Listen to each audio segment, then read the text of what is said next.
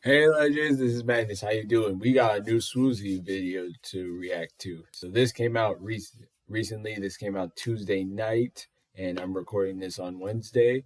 Hey, uh, it's why Pixar and Hollywood are collapsing. So I've seen this video already, but I want to react to it again because I agree with a few of the takes that sWooZie gives, but I also disagree with a few. And then afterwards, I want to just read some of the comments and possibly do some internet research. Let's get right into it. Anybody here seen the new Jurassic World? It's kind of disappointing. I did, You seen the new?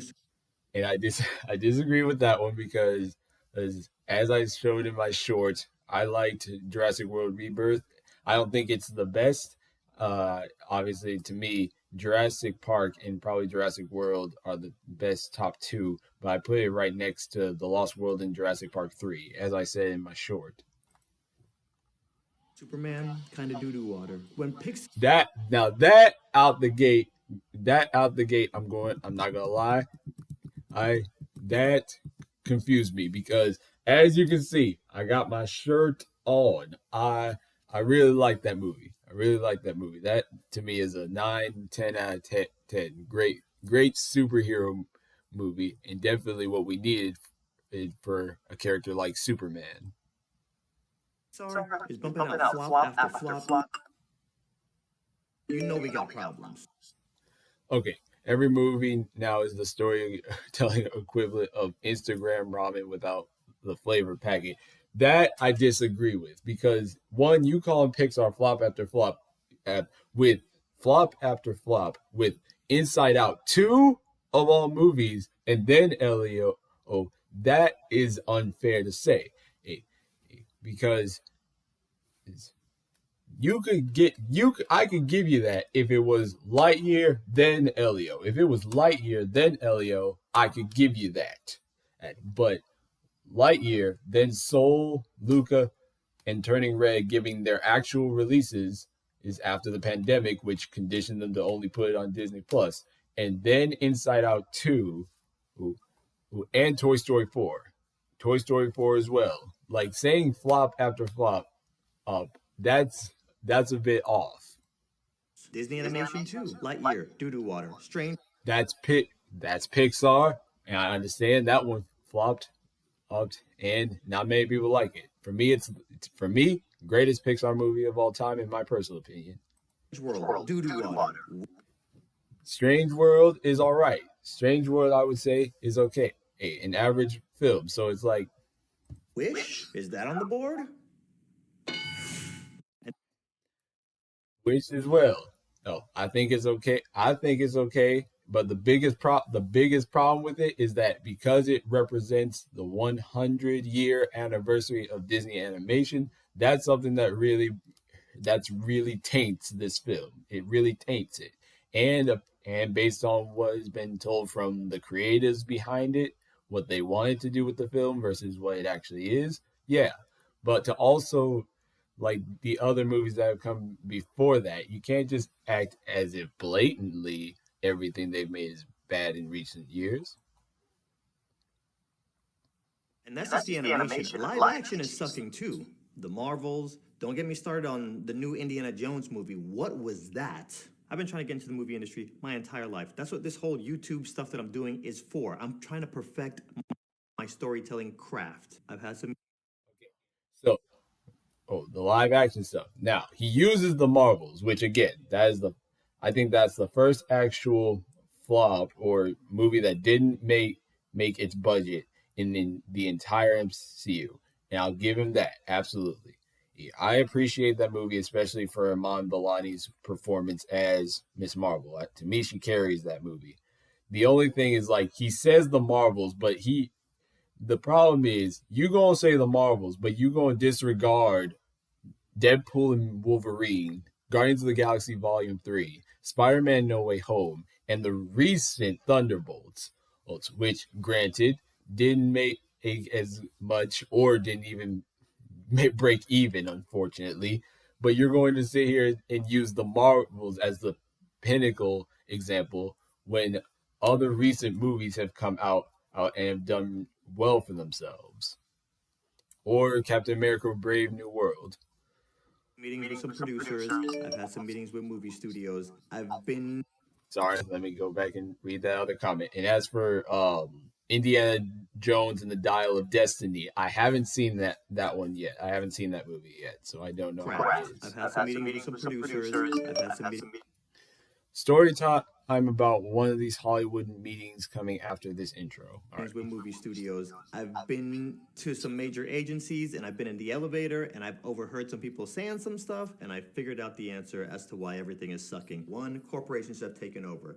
Two, those corporations just commission pretty much every movie. And three, they're rushing. I'm going to pause real quick to say I can agree on those 3 points. something to you, the audience, and you, Hollywood, at the same time. Learn how to hear things about yourself without getting mad. If your friend comes to you and says something to you in confidence, they're trying to help you. And the thing is, nowadays, with a lot of us, we always think accountability, or when somebody's trying to hold us accountable or tell us something, we always feel like it's an attack. If somebody's telling you something, they care and they want you to better yourself.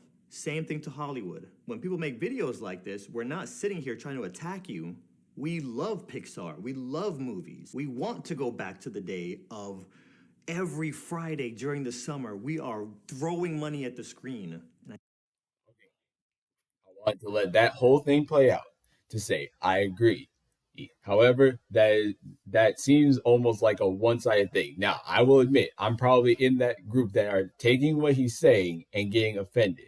And it's because part of what I feel, in almost a similar vein to the Sam Does Arts video I did a while back, is that making these claims and either leaving out certain details and information or not being fully aware of details and information. That's my issue. So, I completely agree. If somebody comes to you and wants to give you constructive criticism, they're trying to help you. The problem is it's a thin line between constructive criticism and just nitpicking or criticism just out of spite.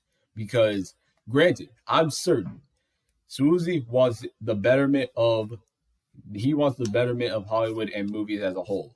There are certain crowds on YouTube and other social media that don't want that. They just take what's wrong with modern day media and entertainment and just throw it in your face. They just keep saying this is bad, this is bad, this is bad, this is bad, this is bad, this is bad, but they don't offer solutions. They don't offer solutions. They just tell you over and over and over again what's wrong, not offering a solution or a plan on how to succeed. They don't even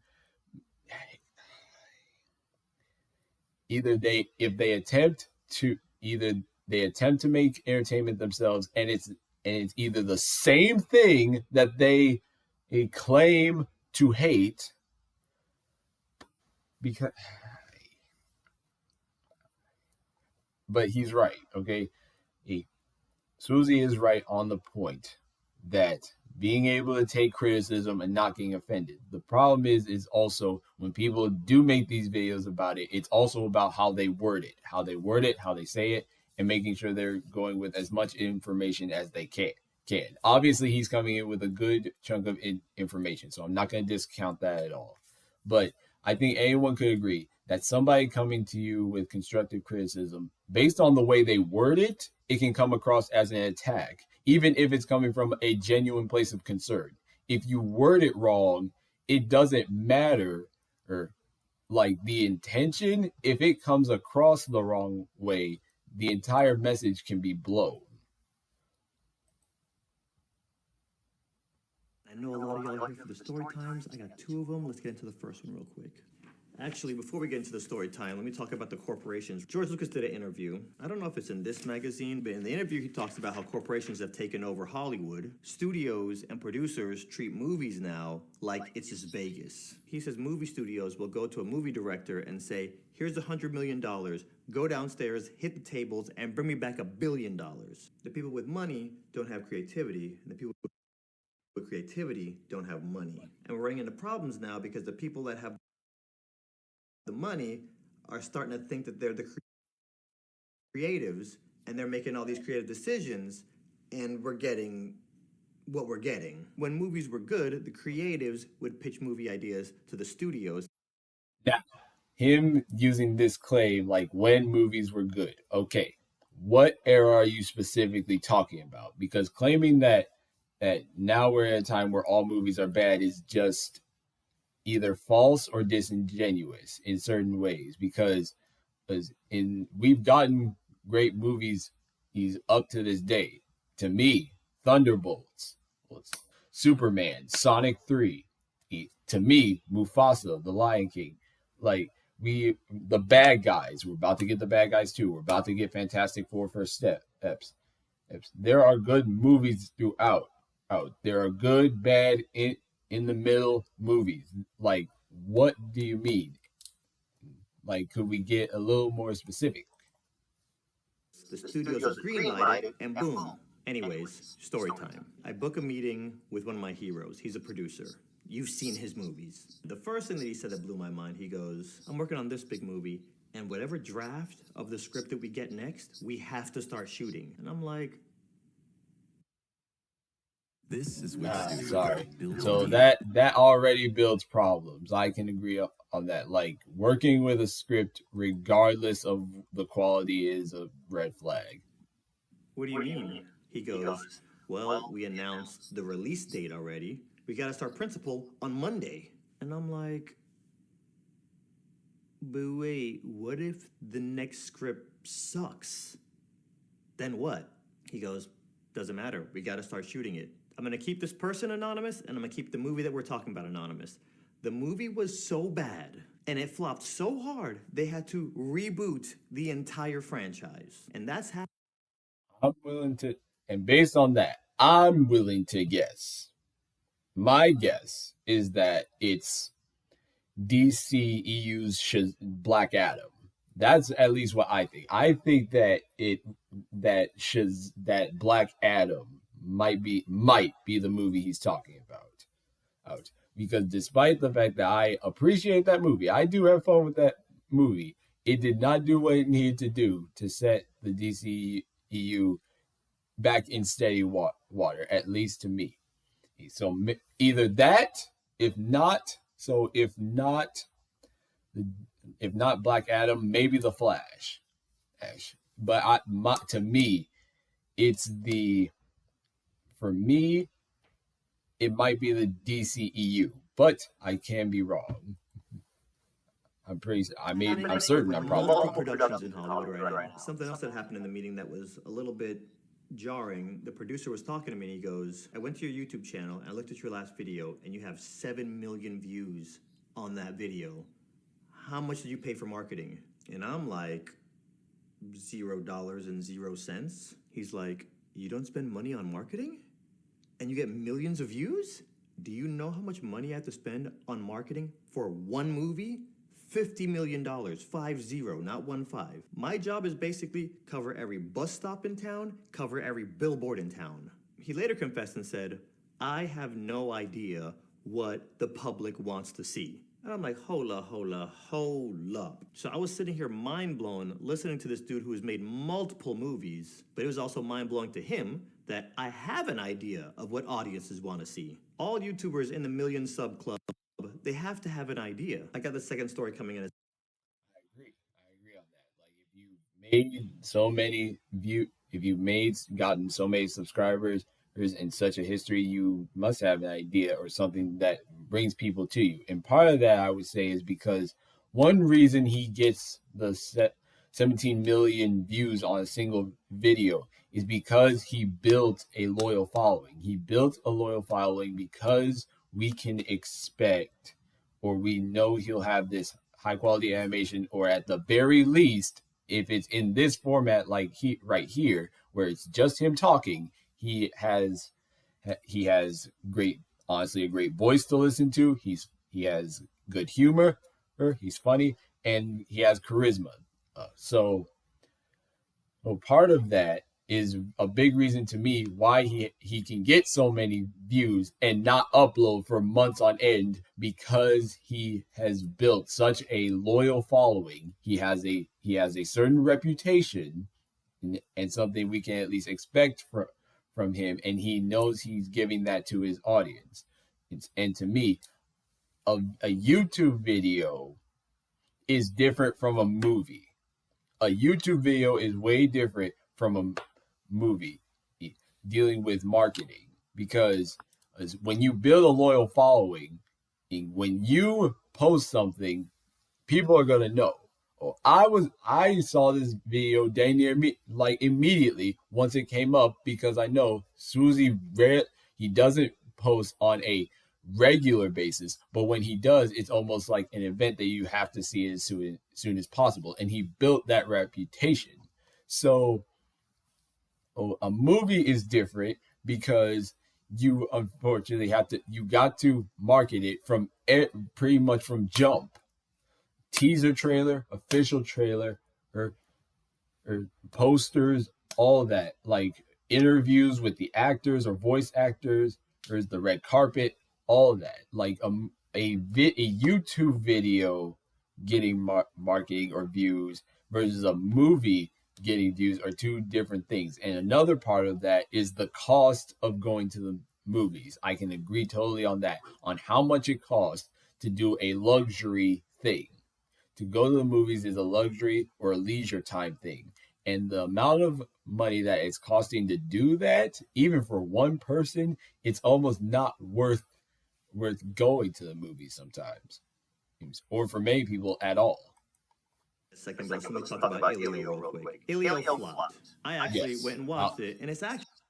I will call a spade, as he's going to say. It has unfortunately flopped, and that's a shame. Actually pretty good, I'm not gonna lie. On every post on Instagram, everybody is like, the marketing, there was no marketing for this movie, that's why it flopped. No, the issue is marketing, but not that there was a lack of marketing. The issue is the marketing was not good. When you name your movie, that is your first declaration of, hey, this is the creativity that we have here. So when you hear the word Elio, that elicits nothing inside.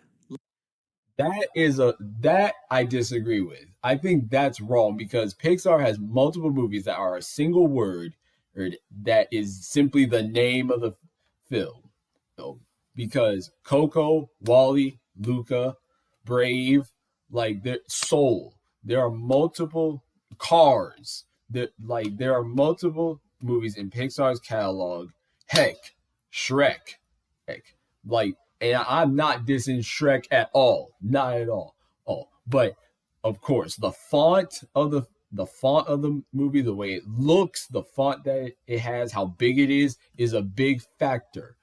So, saying that Elio doesn't elicit anything is a bit disingenuous, because then you need to compare it to previous movies with a single word in the title, and say what's the difference between the two, if we want to just go off of straight titles. Because there's also the Garfield movie, or Garfield before that. Let's just call a spade a spade. Elio, let's no curiosity, no nothing. When you hear The Matrix, you're like, I don't know what that is. What is it? Okay, let me give this trailer. And I'll give you that one. But the other thing is that obviously you are talking about your favorite film of all time, sWooZie. You have gone on record say your favorite movie of all time is The Matrix, and you know pretty much everything about The Matrix. You have gone on debates with your either your ex's family and other people, gone on debates. It's winning debates about The Matrix because you know so much about it. So you're using your favorite movie of all time as an example as to why you were interested in that film. Because I know there are, I've seen The Matrix, I like it. There are some people who don't have any interest in the Matrix. As crazy as some people will say it is, there are some people who are not interested in the Matrix, just as there's people who are not interested in DC, Marvel, Star Wars, or Harry Potter, or etc. The Elio trailer, it looked massively uninteresting. Some other Now I have to see, I need to rewatch the trailer, but what part of a kid getting abducted and brought into a galactic United Nations with out there alien designs compared to other films, with the exception, of course, of xenomorphs and Yautja, aka predators. Apart from that, like, maybe it's not interesting to y'all, but or to him, but to me that was interesting. Like, yes, a teaser trailer needs to give you the idea, and a big part of that, like one example to me, of course, as I've stated previously, Turning Red.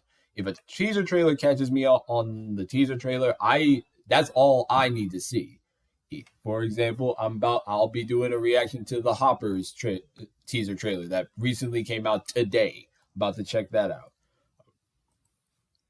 Complaints I'm seeing is, oh, it's just the Cal art style, and all the Pixar movies are starting to have the same style, and it's just. I spoke about this in the Sam Does Arts video. 3 movies in a string of 29 that have a similar art look you telling me that's a problem? Really? Uncreative and boring and unimaginative. If that Ilio movie was bomb, it doesn't matter if it was drawn in crayon. If the movie title was fire, the trailer was fire, the movie was fire, please believe people would have gone to see it, they would have rushed and told everybody about it, they would have gone back and seen it a second time, and that. I'll give you that. For example, Elemental. Elemental did not do well here in the States, but once it went overseas, it gained an audience with Korean, I believe the Korean market. That's one example. Then I would say Transformers 1 would be an example of a movie that the title is great, the trailer is mixed. The trailer is mixed because, to me, I almost wouldn't change that trailer at all because I wouldn't want it to be spoiled on how great this movie is if the trailer spoils it outright. And then the movie itself, absolutely amazing. But then I'll give you an example of Puss in Boots: The Last Wish and The Wild Robot. Puss in Boots: The Last Wish, I know everybody loves this movie. I do as well. But I remember before this thing was coming out, no one was talking about it. It did the trailers. It did the teaser trailers. It had the name, all that. The animation. It showed the best animation from the start of the film. Nobody talked about it until it came out. And the second weekend, by the second weekend, you started seeing reviews from people like Steve Reviews, Saber Spark, even Shay Frillis Productions, and other YouTubers. Like, they didn't like, in comparison to, for example, Moana 2, where you saw reviews come out the opening Thursday, Friday, Saturday, you saw reviews from YouTubers, whereas with Puss in Boots: The Last Wish, it took until after its opening weekend for people to start clamoring how good this movie is and for people to go and see it. So even a film like Puss in Boots: The Last Wish isn't an absolute guarantee that out the gate it will be successful. It made a comeback, and all great for it. And I'm happy for it. And then with The Wild Robot, it's done good for itself. It did good for itself, and I'll look up the box office soon, in a few minutes. But it had, to me, a good title. It had a great trailer, and the movie is good. And yet, other movies that many will say is of lower quality made more than that, and more people went and saw it. That's how successful movie making works. For example, F1. I have zero interest to see F1, but if my boy Bandit or Harry. And that's your personal opinion. I'll give you that. But closing, I even put in a comment, like, there are still movies with heart and intention put behind it. The question is, are you willing to go and see it yourself? F1, you prove it, sWooZie, right here. Because I've gone to the movies multiple times this year, and some movies coming out that I never heard of until I saw the trailers in the theater would be Primitive War. Primitive War, that seemed to be a dinosaur, like a war between humans and dinosaurs, or is The Running Man, which is basically a single man joins a game show where he's going to be hunted by everyone in the city, and he'll win a sum of money if he survives for a week, etc.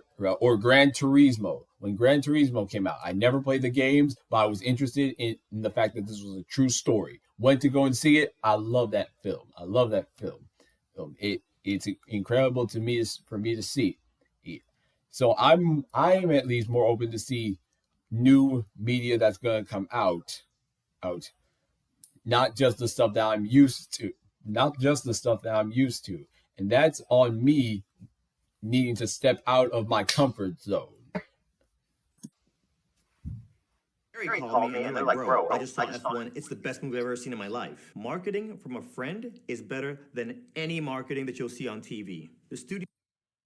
I can agree and disagree on that, because if a friend suggests something to you, that does say something about the film. But the double-edged sword of that is, you like, if you and your friend have different interests, or you like the same thing but not to the same level. I'll give you an example. I need to do a few shorts and videos about it personally, but I've seen all of Avatar: The Last Airbender. I've seen all of it. And I do like the show. I need to start Korra, Legend of Korra. I need to start it. But my brother-in-law and my sister, and you can see it in the video and short that I made when they got me started on it. They hyped it up so much that it was anime level quality, and that for me, it's better than Star Wars: The Clone Wars, which is one of my personal favorite TV shows of all time. So when they are saying that Avatar: The Last Airbender was this high quality thing, and that Zuko's turn from evil to good is one of the best hero redemption arcs or villain redemption arcs you will ever see, that set my expectations so high up that when it finally happened, I was happy with it, but also a little disappointed, because to me, the Zuko turnaround was not the revolutionary thing I was hyped up to see. I was hyped up to see this great villain redemption arc, and to me, the show didn't do that. And then, like, the animation, fluid. I have no problem with the animation, no problem with the characters overall. But the way it was hyped up from people that I love, I appreciate them for putting me into this franchise. But the way they hyped it up set my expectations too high, and I ended up not enjoying the show as much as I thought I probably would have if it wasn't suggested to me as heavily by my brother-in-law and sister. So when a friend or colleague suggests something to you to go and see, because the way, even if you like the same things, it may not be the same level.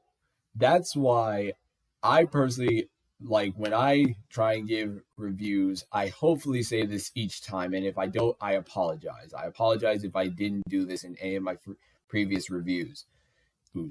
I always want to say, in my opinion, this movie is this. In my opinion, and I think this is, like, if you like this movie, or you like this kind of story, these kind of characters, you might like this. Like with Jurassic World Rebirth. If you like The Lost World or Jurassic Park 3 or both, you might like Jurassic World Rebirth, because that's what that movie reminds me of. Superman is like, if you like basically taking a comic book, if you've never read a comic book for the first time, much like me, but watching this movie, it felt like reading a comic book, what you would expect a comic book to be, with crazy action sequences back to back to back, but also story beats with the characters in between. And these crazy concepts just being thrown at you and you just roll with it. To me, Superman is probably one of the biggest comic book movies. And what I mean by that is it feels like a comic book in movie form. Whereas stuff from previous movies and the MCU is like, you can tell this is a singular movie. This is a singular movie, a movie based around Marvel Comics. Whereas Superman feels like if you took what the craziness that happens in a single comic book and put it on screen, that's a lot to me what Superman did. So like reviews and marketing from a friend can be very good, but also iffy or detrimental. And I could probably serve as an example because of how much I like movies that many people don't like Venom, Let There Be Carnage, Wish, Transformers: Rise of the Beasts, Lightyear, Thor: Love and Thunder, or Black Widow, Eternals. Like I like a wide spring of movies and love a wide spring of movies. Lightyear, The Batman, favorite Pixar movie of all time, favorite live action Batman movie of all time. In my opinion. So, I don't like the risk of my opinion in swaying someone to think one thing and I let them down. That's why I think that idea is not 100% sound. You even emailed me like, hey, here's a free ticket for you and a friend. Go watch it. I'm like, I'm good. I got no desire to see it. So yeah, everybody has heard of Elio. Nobody has any desire to go see it. The studio system as a whole has been conditioning us pretty much for every movie that's come out since COVID that it's just doo-doo water. Fool me once, shame. No.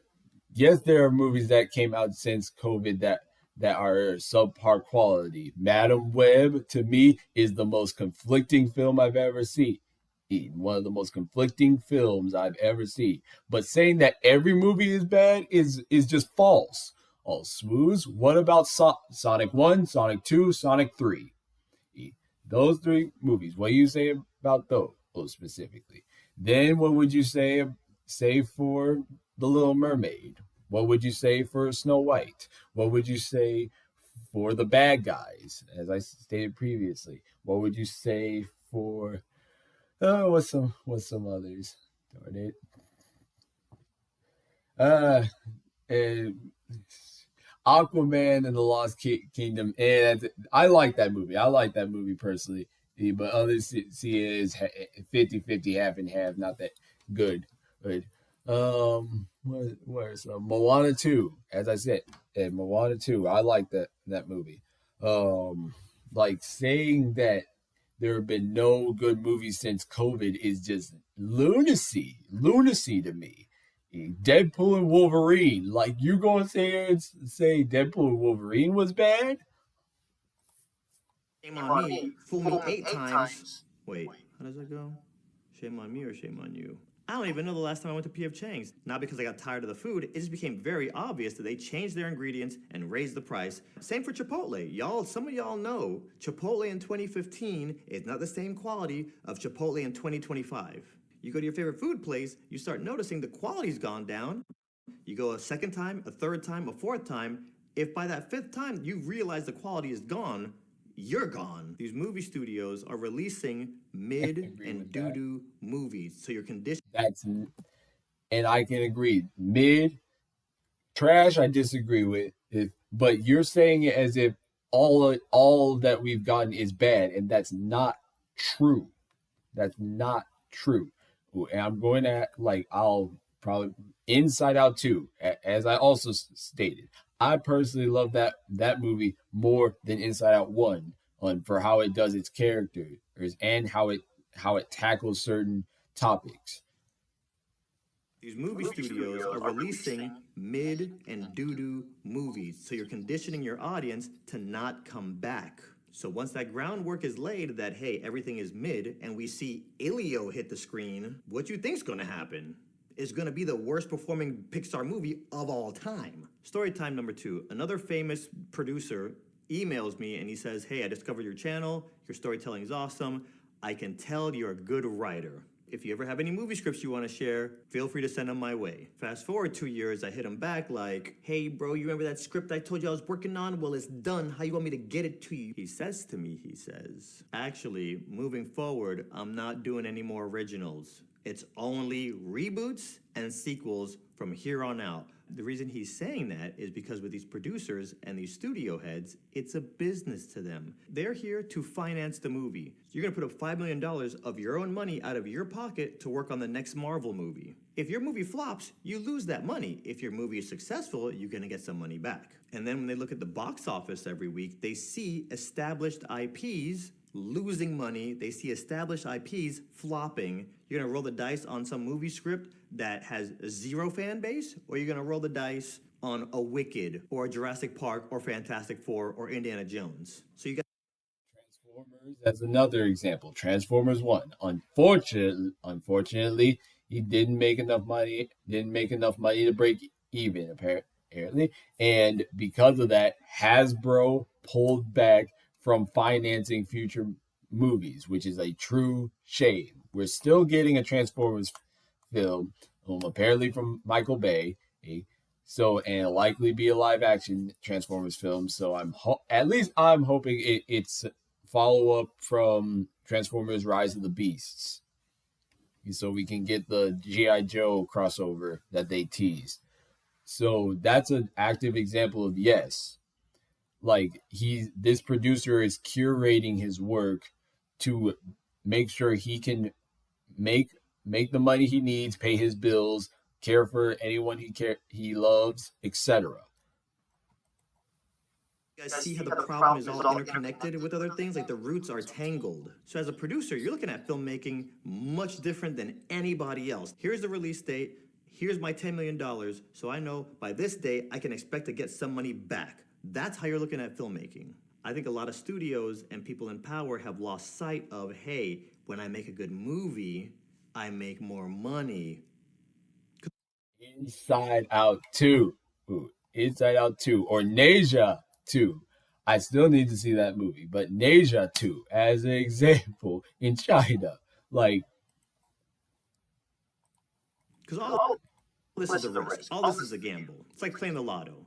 But when you write a good movie script and you have a good director and you make a good final product, it's almost like playing the lottery, but you can manipulate the lotto numbers on some Doctor Strange stuff. I can agree that a good movie can make good bank. The only difference is that even good movies don't even good quality movies throughout don't guarantee these a massive payout. The Wild Robot as an example, or Puss in Boots: The Last Wish as an example. In fact, I need to see where that movie specifically stands in the top 10 most grossing films of all time, because the ones that keep ending up at the very top of the list are sequels, reboots, and spin-offs. And a big example, The Lion King remake being the top animated movie of all time until Inside Out 2 took it for about maybe 2 weeks, and then Nasia 2 took it over. So, because the fact of the matter is, whether we know it or not, we all love movies, and the reason we go to movies is to feel. It's just and then, not therefore. We've found out this really simple rule that maybe you guys have all heard before, but we can take these beats, which are basically the beats of your outline, and if the words "and then" belong between those beats, you got something pretty boring. What should happen? That depends. I would say that really depends, because the principle, yes, I get that. The principle, absolutely. But there have been movies that have done the the way they executed it, or just because of the IP that was behind it, it worked. The biggest example, the Super Mario Bros. Movie. Anyone can tell you, any review has told you, that movie has a bare bones skeleton structure. It, to me, is 100% a and then film. And yet, how much bank did it make? How much bank did that movie make? Except one, because it was a Super Mario Bros. Movie. Just because it was Super Mario and it had enough references to the games, all that, from the start, from the classic games into the modern games. I'm like there are movies that there are movies that have done the therefore, thought it all the way out, and unfortunately didn't make the cut. Between every beat that you've written down is either the word therefore or but. And let's talk about this blaming the audience thing real quick. How to Train Your Dragon at one point was an original script. Shrek was an original script. Toy Story, original script. So Hollywood, Pixar. I agree with that. My main argument to that is it was a different time back then. It was a different time back then, and the standards and the mindset of movie making was different back when those movies came out. It's not that we're not supporting originals. It has to be a good movie. There's some Netflix originals that are not good. I can agree on that. I can agree. Yes. Let us be clear. Just because it's an original doesn't make it good. So don't, for a second, blame your audience. That's like me saying I uploaded a video and it didn't get any views. I hate the algorithm. It's holding me back. Here's something that a lot of y'all don't know. Your friends want your videos to go viral. You just got to make content. Yes, sWooZie, yeah, absolutely. And also at the same time, you would know, because you've done it in like inspirational compilation videos, that there are also people who want you to fail. There are also people who want, like, I am not, like, you can't majority blame the audience. You can't majority blame the audience. But to me, saying that that's completely, like, you shouldn't blame the audience completely, I disagree with that notion, and I'll wait until he's done with this point to say why. Content worth sharing. That's it. So you feel that it's worth sharing because you're in it. But would you share that piece of content if you were not in it? So me blaming the algorithm for a video that doesn't do good is like me blaming the audience for my movie that doesn't do good. When you create. Now, I also have to mention a few years back, there was the debacle with Corey X Kenshin with YouTube, and how his copyright strikes would treat him, and how YouTube would treat him at certain points when he was trending and stuff like that. And a few YouTubers, Abba Preach, each Westside Live, a few other creators spoke on that specific issue, that there was, if not a level of favoritism in the YouTube algorithm, because they're like, yes, you need to have charisma. You need to have your own spin on something. You need your own uniqueness in order to make it on YouTube. The thing is, there will always be a level of something against you, something fixed against you. You just have to be able to overcome it. But when it is apparent that there is favoritism in a certain system, that is a bit discouraging. Something, it's like cooking. You're putting things into a pot. Let's make this movie computer animated. Let's make it about toys. Let's hire Woody Allen. Let's do this. Let's do this. All these good decision making, when you boil it, when you bake it, when you serve it, all those ingredients were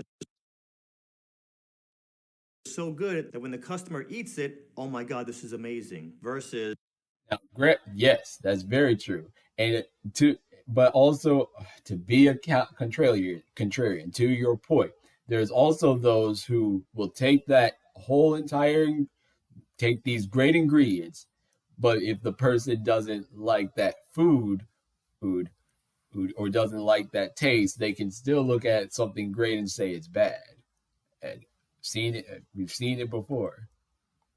Okay, we're rushing this. Whatever draft that we're on, we have to start shooting, and it's thousands of decisions. That's why I focus so much on decision-making skills. Learn to play chess. It'll help improve your decision-making skills in life. The mind-blowing part to me is that you'll make a dish, and it'll perform bad, and you'll keep rinsing and repeating the bad formula without ever realizing what's going on. Why is this failing? So that's why Hollywood has entered into the death spiral. And unless y'all do something, the movie-going experience is going to be extinct and it's going to die.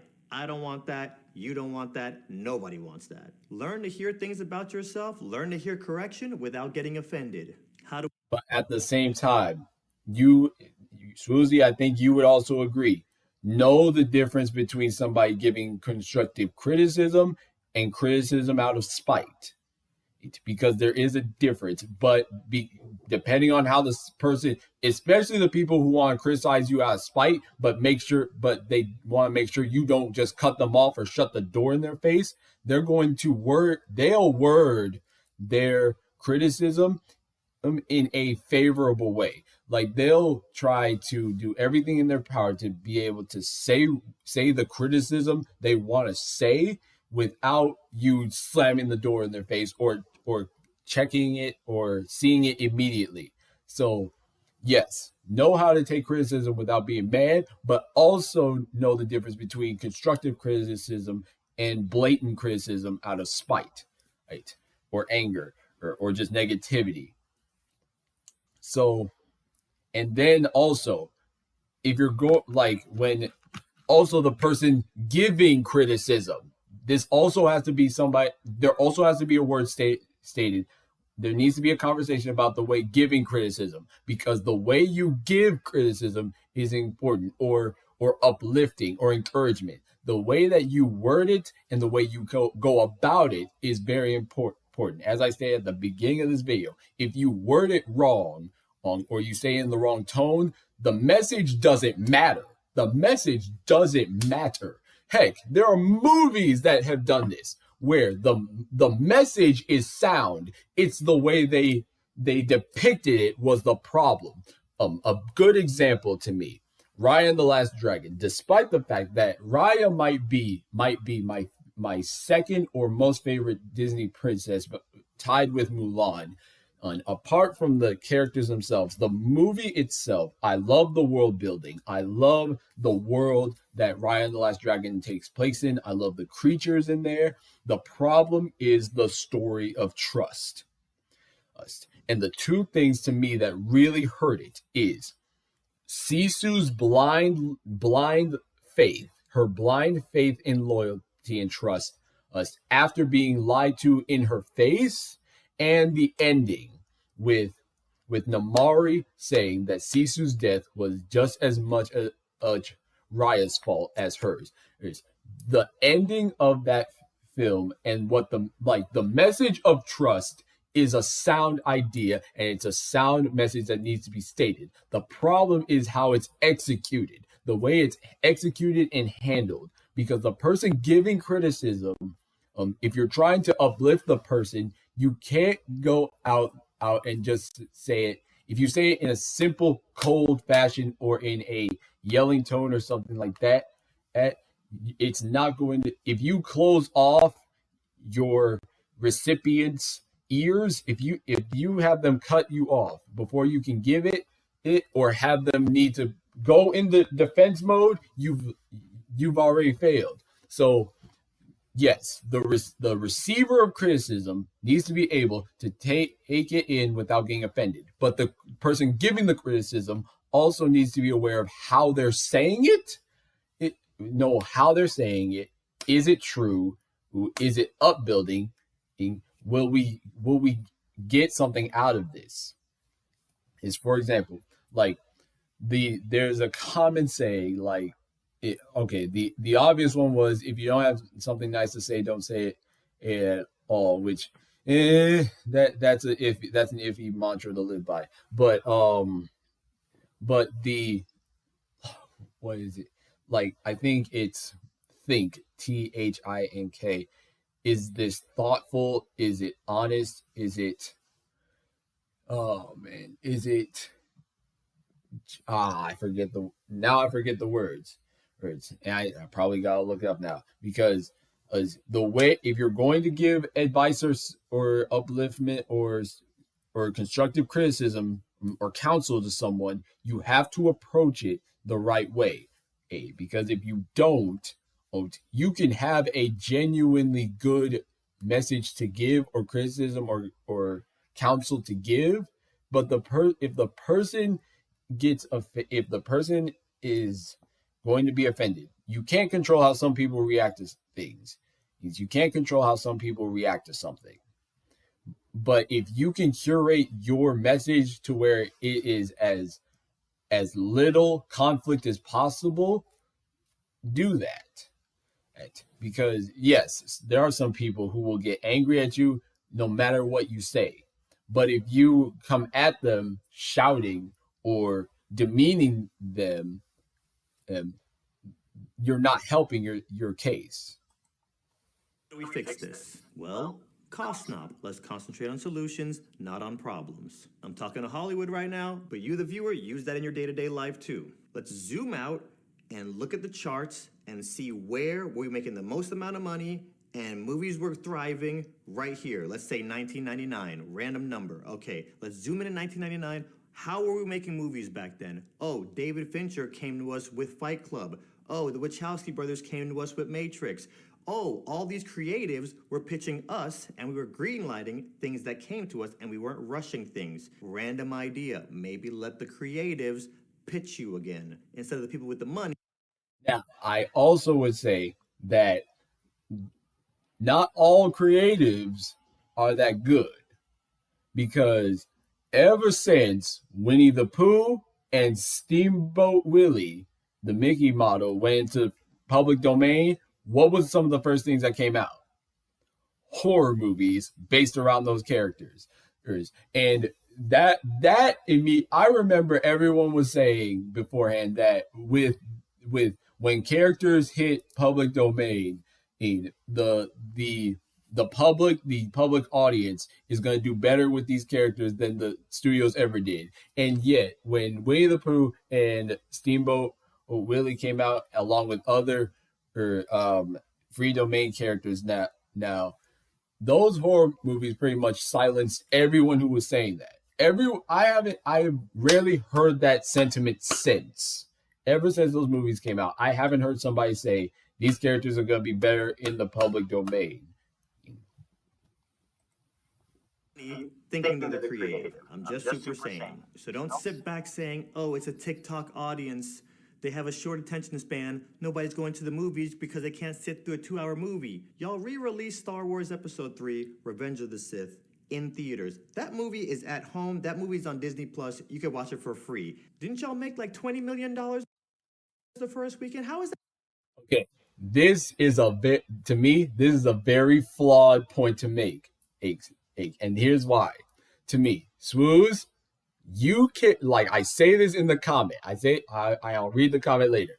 sWooZie, you cannot take this as a testament of general movie-going audiences, because you're dealing with the Star Wars fandom.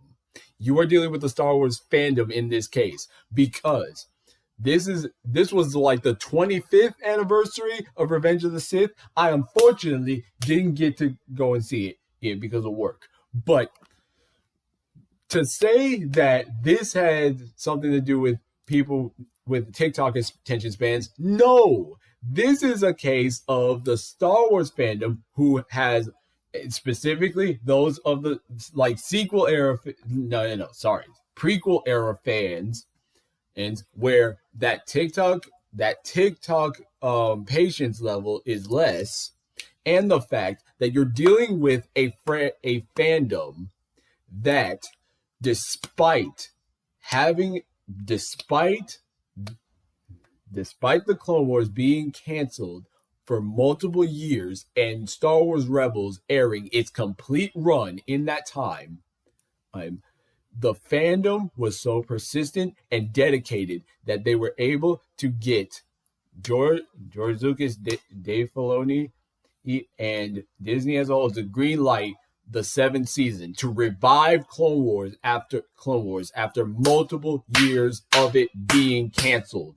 You cannot take the Revenge of the Sith re-release and say that this is a testament that movie-going audiences don't have TikTok attention spans, because I have seen other YouTubers like SaberSpark speak on the TikTok attention span, and because people, one, in the classroom, if kids in the classroom are not able to focus, granted, I'll give you that, it's school, but an area where you need to focus, saying that movies aren't the same thing is a little bit jarring, because Revenge of the Sith, dealing with the Star Wars fandom, many of us would go off principle. We'd go see this re-release. So, and then I remember way back, like when Avengers Endgame announced that it was going to be 2.5 hours long, close to 3 hours, and people were saying not like, how are so many people going to sit through all of that? I was completely fine with that because it's the culmination of Marvel, and I've been to school, I've been to meetings where I'm sitting listening to a lecture for hours on end, and it's not new to me, so I was fine with it. So saying that, using this as an example, to me isn't that fair. And for example, Sonic 3, all the Sonic movies, but mainly Sonic 3, that movie, because movies now, YouTube as an example, I'll use YouTube to connect to this. How many shorts, how many videos have this explosive gameplay going on in the background when the thing the person is talking about has nothing to do with video games? How many shorts and videos have this gameplay in the background when it has nothing to do with the subject of the video being spoken on?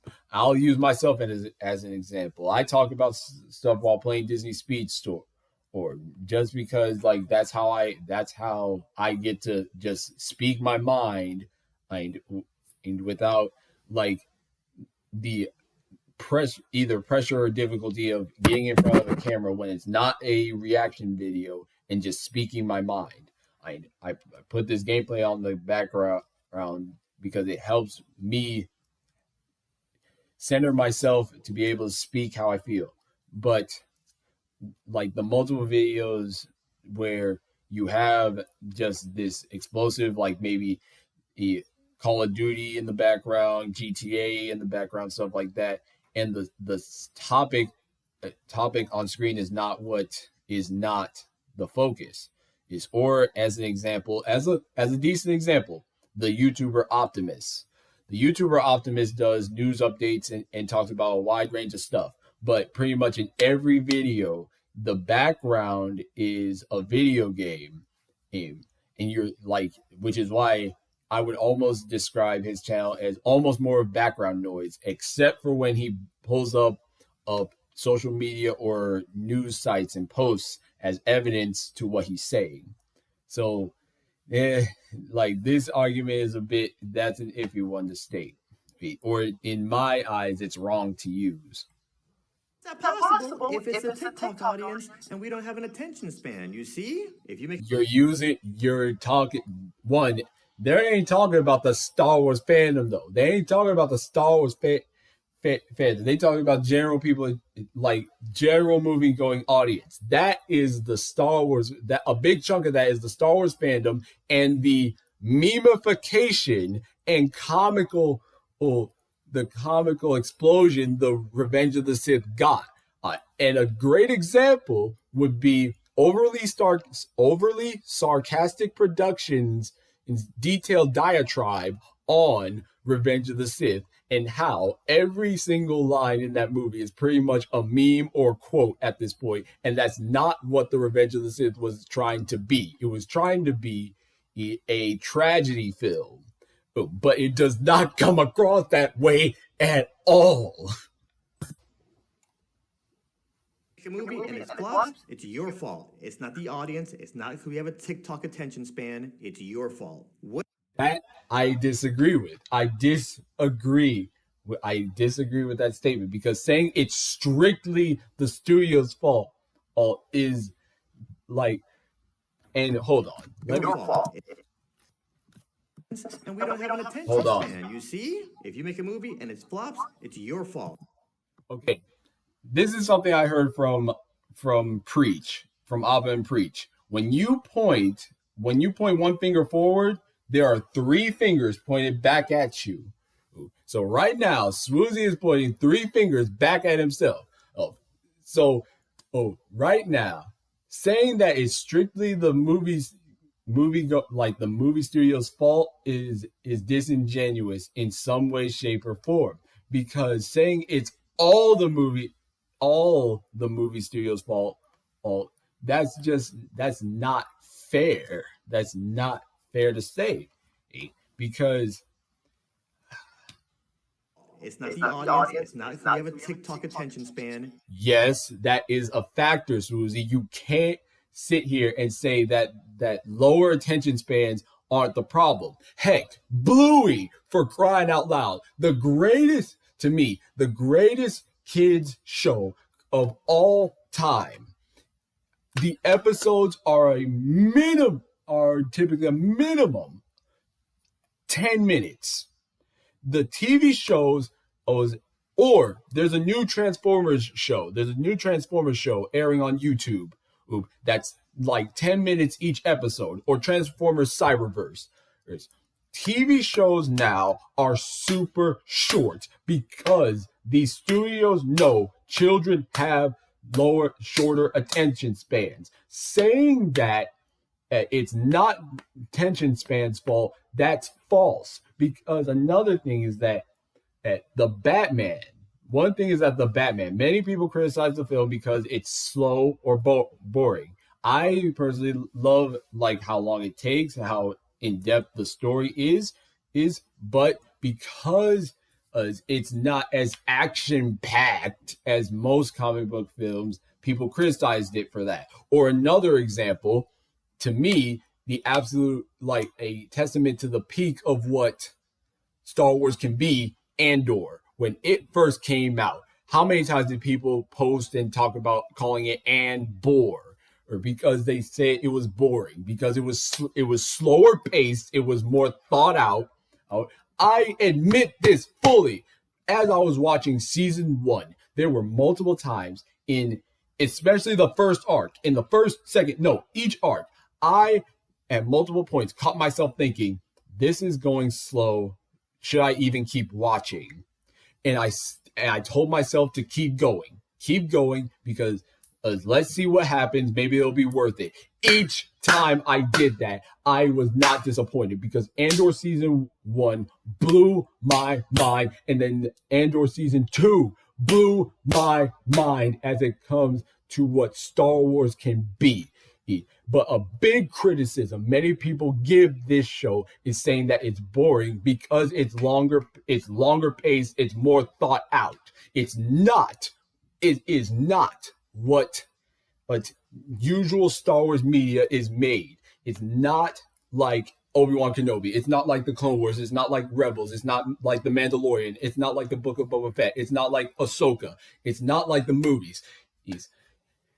And people criticize it, say, now if that's not your type of thing, that's completely fine. But the amount of people who said because it was simply paced differently, calling it boring, or because there wasn't these action sequences like in Clone Wars where there was a battle or action every single episode, or in every season there was at the very least 5 lightsaber duels, 5 climactic battles in each season. At the very least there was 5 in every season. So, saying that the TikTok attention span isn't a factor is just false. And then the part about the audience. Okay, the audience is a bit. It's right and it's wrong, because outright blaming the audience for not going to see something, that's wrong to do. But saying that the audience doesn't have that the audience is partly to blame for movies' downfall is partly also its fault in certain ways, because I'll use the anti woke crowd, or the typical, as many people would call, grifters, like geeks and gamers, nerdrotic, critical drinker, etc., where they will harp on how bad a movie or show is before it even comes out. Before it even comes out, they will harp on how bad it is. It will harp on slightest criticisms, and even if in the terms where they're wrong about something, they don't address it. That, like, to me, the anti-woke crowd is an example of those who constantly chastise and blame Hollywood for everything, but they don't offer solutions. And then if they do something right, or they address criticisms, when they make a claim about something in a movie or property or show, and it turns out to be wrong, they don't get in front of a camera and say it. They don't apologize. They don't backtrack, or if they don't backtrack it, they don't address it at all, as if they never said it. And that's just that makes me mad, because they, like, people or channels like this set their audiences to not see a film, or to go in hating the film out of the gate, to just hate the film for their personal reasons, or their personal, like, sides of the culture war and stuff. So saying that it's not the audience's fault at all is just, it's difficult. Like, that's not fully true. It's not fully true. It's your fault. What does that say to you? People want to go to the theater. This is a very crucial point in history for movie theaters. AI filmmaking is coming. Whether you love it, whether you hate it, that's irrelevant. One I agree on that. I agree on this thing point. history has taught us, anybody that stands in the way Stealing this quote from an Uber driver I had in Santa Monica. of technology gets run over. I agree with this. I do agree with this, that AI, whether we like it or hate it, I'm personally indifferent. Support it, indifferent towards, or it's supportive, because there are people who may not be in the position. They have these creative ideas, but they don't have the money, they don't have the resources and stuff to make either a web comic, a movie, a show, or a short, like a animated short or something, whatever. But AI can help them to do it. And I'm like, AI can be used as a great tool, and to me, the inevitable thing is that AI at some point is going to take people's jobs away.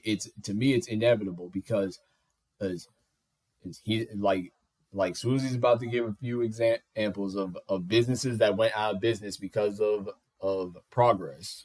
And I would also use common examples like elevator operators. You don't see those anymore, ever since you could do elevators by yourself. Of the milkman, newspaper delivery boy, like many things that were in old-fashioned America, at least, a lot of it is gone because of the advancement of technology.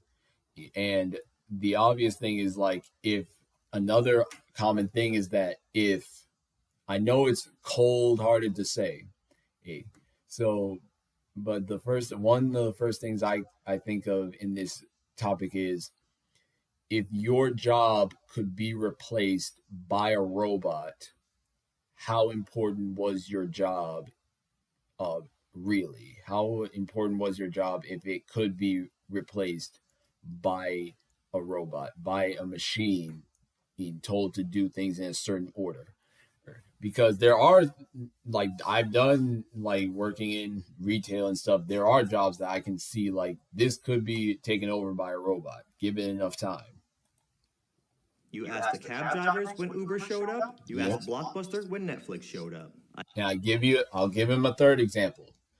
Toys R Us, when Amazon and shipping came up, like when house shipping and Amazon came up, one, Toys R Us didn't want to do shipping, and they wanted to keep their expensive prices, so they went bankrupt. But now they're back, but very small in certain Macy's stores. So Toys R Us going from this big corporation of toy sellers to now being linked to like at least Macy's and being this small section of their toy the toy section of a Macy's store. That just shows like the dangers of being stubborn in the face of immediate progress or Friends were progress. very scared, but look at Matt Damon. Matt Damon was an actor, and nobody was hiring him. He was going to every single audition, didn't book any gigs, 0 roles. He backdoored into filmmaking, learned how to write, learned how to direct, and then he put himself in all of his movies. Jon Favreau, I can never say his name right. He did it the same way. If you have Jon Favreau. So Jon Favreau, he can, like, if you say it like favor and row, like if you say the first part of fave, like favorite, favor, and then row, ROW, Favreau. Say it like that's the way I think of it. Jon Favreau. have these dreams and you have one linear vision on how to get there, that's not how reality works. Reality works in thousands and millions and billions of different ways. So if you only have one path and that path doesn't pan out, you're screwed. So to all my aspiring filmmakers, all my aspiring people that want to be in production, this is a very uncertain time. This blank page is turning and we don't know what's about to get written on here. Visualize that dream, visualize that goal, and think about how you can use technology and what's coming to get to that goal. Blockbuster sank like the Titanic, holding on the late fees. That's the real reason they didn't want to buy out Netflix or go digital. They were getting $1 million in late fees every single year, and they held onto that $1 million, and now they get $0 annually. Same way Matt Damon did it, Ben Affleck did it, and Jon Favreau. Same way all 3 of those dudes did it. You can do it too. There is clearly a problem in Hollywood, and if you don't know what the problem is, and Agree. There is a problem in Hollywood. There is, undoubtedly. It's just that when defining the problem, you needing to know exactly, or at a great majority of what it is. Like he said, corporate execs and the executive, the big suits taking a creative thinking they're the creatives, or business, the big suits who's thinking they're the creatives and just treating filmmaking or art as a simple business is not the way to go. And which is why the symbiotic relationship, that creatives don't have money but have an idea, the executives in big suits who have the money but they don't have the ideas, which is why indie films are getting a bit more prominence now, which I'm happy for. Like one example, I don't think I can call Neja 2 indie. I can't. I'm not going to call it that. It should be. I believe it's official, official whole movie studio thing. But I agree that there's a problem in Hollywood, but like the ones that sWooZie specifically wants to point out, he's right about a lot of it, but also is flawed in a lot of it. any situation, it's impossible for you to fix it. I want Pixar to thrive. I want movies to thrive. I want the movie-going experience to thrive, just so I'm very crystal concrete clear about my stance. If you keep making rushed, cash grabs, bad movies, you're conditioning your audience with each one of those to stop going to the movies. It's that simple. You see movies that you're just watching. I agree with that. It's like this happened, and then this happens, and then this happens. That's when you're in a movie just going, what the am I watching this movie? Yeah. Super Mario Bros. Movie. This happened, then this happened, then this happened. Mario and Luigi start out in the city, and then they get transported into the Mushroom Kingdom, and then Mario and Luigi get separated in the process, and then Mario goes to the Mushroom Palace and meets Princess Peach. Then Princess Peach puts Mario on an obstacle course. Then Luigi gets chased by Scully Bows, like the, oh my goodness, I'm sorry, I forget their names. Then basically a Luigi Haunted Mansion sequence happens, and then Luigi gets captured. Back to back to back. Like a lot of that movie is a then and then and then and then. And sure, that is an exception then. If anything, the Super Mario movie is an exception to the rule. But that also means that you could do a and then movie and it works. But the standard would be a therefore, or but all like can work very, very well as well. This happened, and then this happened, and this happened. That's not a movie, you know. That's not a story. All right. Let me go down to some of these comments and look. Okay, sWooZie posted this a few hours ago. With Elio, Superman, Jurassic World Rebirth, Snow White, and all 2025 movies, I'm guessing he means so far, it's obvious every department, all the people in production brought their A++ game. They all look and sound amazing, but ultimately, a movie can only be as good as its script. And when most modern movie scripts are being rushed, you can connect every scene with, and then that's not storytelling, it's content. I can agree. Okay, I can agree with that statement. Yes. So the only thing is because this is the storytelling sphere, so it should be storytelling instead of content. But as YouTube has shown, and Twitch, and Kick, all that as other movies have shown, content can also be profitable. Content can be profitable. And then, okay. Producers are treating movies like the stock market. I can agree with that. So here's what I said. I agree and disagree with certain points. Jurassic World Rebirth is good to me, right there with Lost World and Jurassic Park 3. Superman's fire, what you mean, because as I stated, I love this movie. Calling Inside Out 2 and Elio flop after flop is crazy. And part of that is because before that, Toy Story 4. Matter of fact, let me see.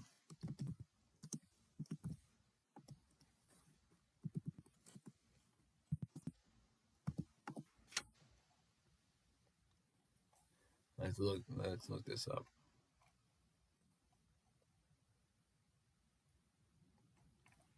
Toy Story 4.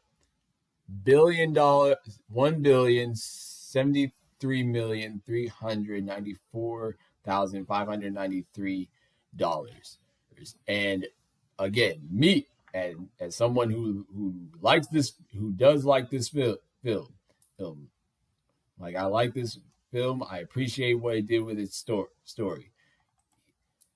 Saying this was is an example of flop after flop is crazy to say. Okay, this was 2019. Let's look at another example. Let's look Inside Out 2.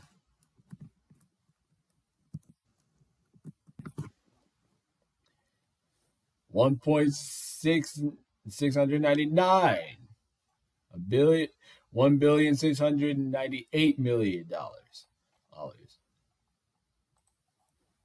Oh, and this one was before Elio. So saying Pixar's doing flop after flop is disingenuous. And unfortunately, a part of it is because how Soul, Luca, and Turning Red were officially released in theaters after the pandemic, which is why I would also say like streaming unfortunately has hurt movies such as Pixar's reputation because of how movies came out during the pandemic and ever since, with how fast movies go from movie theater to streaming platform. So many people are fine with just waiting until it's on Disney Plus to go and see it. So for one thing, the movie streaming in the price of movie tickets and like concessions, like it's multiple problems because we can get great movies again, like, or as they're saying, great movies again, like we can get these high quality movies if the movie going experience is either too insufferable or too expensive, or as the YouTuber just some guy I mentioned in a video that I can confirm, AMC does about 30 minutes of commercials, and not movie trailers, general TV commercials that you'll see on cable television or YouTube ads. Like the type of ads you see on YouTube and regular TV, AMC has about 30 minutes worth of that before the film. I experienced that mainly with Jurassic World Rebirth because my showing was to start at 7:45. I was there early. The movie didn't start until 8:30. The movie itself didn't start till 8:30. That is ridiculous. So saying, yes, Hollywood has a problem, but to say it's only Hollywood is not true, because you can fix the problems people have. You can fix the problems people have with the movies. If the movie theater price of tickets and concessions and the ads and stuff is still a problem, the movie can be great. If it's costing too much to go, that don't help nothing. Anyway, let me continue. As I just stated, streaming also hurts movie releases. The fast turnaround from theater to streaming platform hurts box office. How many times have Disney movies hit streaming charts when they hit Disney Plus? Snow White as the most recent example, because yes, Snow White flopped. I completely admit to that, call a spade.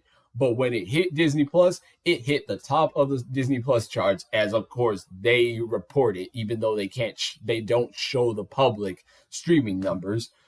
But repeatedly, like I believe when Encanto got onto Disney Plus, it hit streaming numbers. When Moana consistently was at top of the charts despite being out for years and just being on the platform. It was consistently getting high numbers. Then Moana 2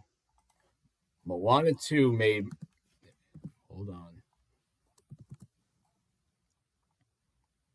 Okay, shoot. Sorry. The way I have my stuff going on I can't do it. Like if I press a certain button for my recording stuff, it'll mute me. So let me look at this. Because when Moana 2 got on Disney Plus, it hit top of the streaming charts. But also, despite it being like to me, it's a good movie. It does what it needs to do. It doesn't reinvent the wheel, nothing. It's just a good movie overall. And yeah, it made $1,059,000,000. This would be almost an example of if Atlantis Milo's Return, like that movie that was originally supposed to be a show, was mangled together and the best outcome scenario happened. That's what Moana 2 did. But when Moana 2 also got onto the streaming platforms, it hit top of the charts. It's typically which is why multiple times I've seen when people, like I've heard in the theater, people say when trailer or in theater plays, they'll say, I'll wait until it's on Netflix, I'll wait until it's on Disney Plus. We can wait until it's on Disney Plus, we can wait until it's on Netflix, we can wait until it's on Hulu. Like that hurts it. And then I also said this.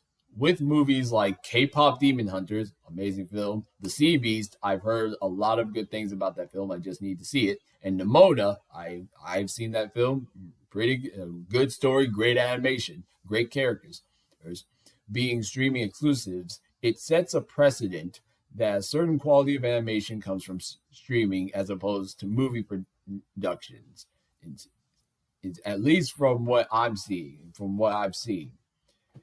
Okay, F1, the Fall Guy before that, and unfortunately, Gran Turismo before that, The Running Man, and Primitive War, or later this year, are examples of cool movies, at least to me, but people showed disinterest. And sWooZie, to me, proved it right there with F1.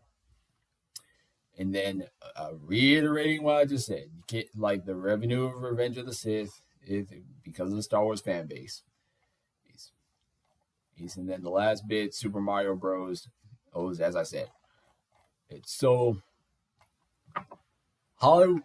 Say Hollywood is collapsing. I wouldn't say Hollywood is collapsing. I'd say it's changing. I'd say it's changing. It could go down, but it also could be changing to the times. And Pixar as well. Oh, like the iconic lines from Spider-Man, from Green Goblin. The one thing people love more than a hero is to see a hero fail, die, he trying. So, like Pixar and Disney have previously been behemoths in the animation and movie going space. To an extent, they still are, but it's not what it used to be. I admit to that. But so for Pixar, one thing I will say is, like, as I stated, the Hoppers teaser trailer came out recently. I'm gonna do a reaction on that, and I plan on seeing it regardless. I plan on seeing it. Depending on how Hoppers does versus Toy Story 5, that's an indicator, okay? Like, to me, the people saying like they don't like, they want original stuff, but they go to the sequels and reboots. Which one example I would give is, of course, unfortunately, when Inside Out 2 came out, so many people were saying, if you want more original stuff, go and see Elio. And that is, like I said that in a short, like that's putting expectation on this film that may be too much for it to handle. So, in a similar example, when Snow White unfortunately flopped, everybody was saying, now I do believe Disney is pumping their brakes on live action remakes just willy-nilly, but they still have it in the plans, because I think they're still working on Moana live action along with one other project.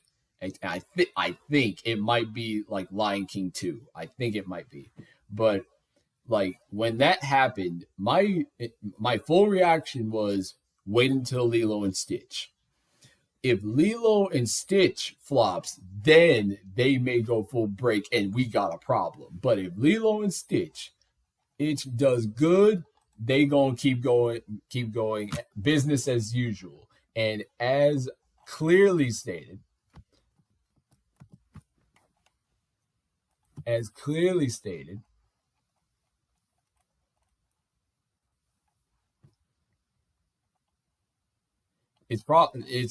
the theatrical run is probably done by now, I'm pretty sure, but dang near touching $1 billion with $995 million is it's nothing to sneeze at least to me.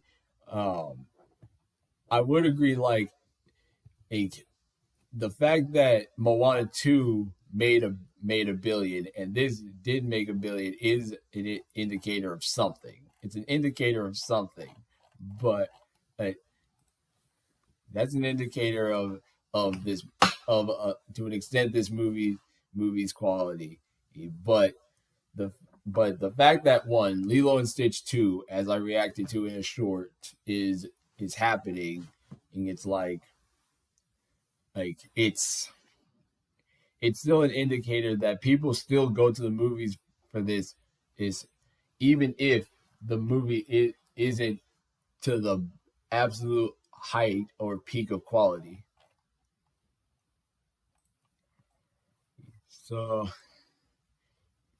is there any? I think that's all. I think that's it. I think that's all I really gotta say. Or hold on, let me do this again.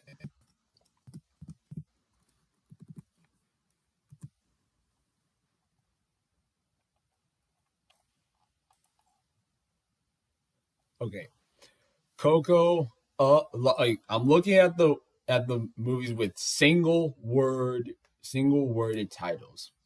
Coco, Up, and Bow is a short. Ratatouille, Wally, Luca. Let's see, Elemental. Bernie being a short. Cars, Soul, Lightyear, Onward, Brave. That's pretty. Yeah, I think that's all of them. I think that's all apart from the shorts. Like, and when it comes to the shorts, goodness, there are a lot with only one word. So, like, if you're going to use the Elio, at least as far as the title, at least compare it to the other movies with a single worded title, and explain the difference, and then also looking at the teaser trailers or the official trailer of each film, and tell me, like, and compare the two, because I can definitely, like, Ratatouille's teaser trailer, like what you might see on Disney Fast Play, when they do that completely original bit where Remy's running away with the piece of cheese. Like, that gets you into the premise of a talking rat in a kitchen in liking food. Turning red gives you the premise of a girl turning into a red panda. That got me into it. Wally, the teaser trailer I could think of is when the director, or I think one of the creators of Wally, was just reminiscing about previous Pixar movies when they met together and thought up Monsters Inc., I think Toy Story, Finding Nemo, and then they ended it with the intro idea to Wall-E. Like, yes, these are undoubtedly those teaser trailers got you interested in the film. But saying that, at least for me, to say that Elio didn't do that is a weird case. Anyway, I know this video is so long, and I apologize for that at Legends. Let me know down in the comments what you think about this. Do you agree with sWooZie's take on Pixar and Hollywood as a whole? Because I think this is, as I've shown, this is a multi-layered problem. This is a big cake. This is a cake with multiple layers of issues and problems that fixing a big thing being the movie itself isn't going to fix the entire problem, at least to me. So if you will, comment, like, subscribe, share this video, react to my madness. I hope you enjoyed it. I will see y'all in the next one. I will see y'all later.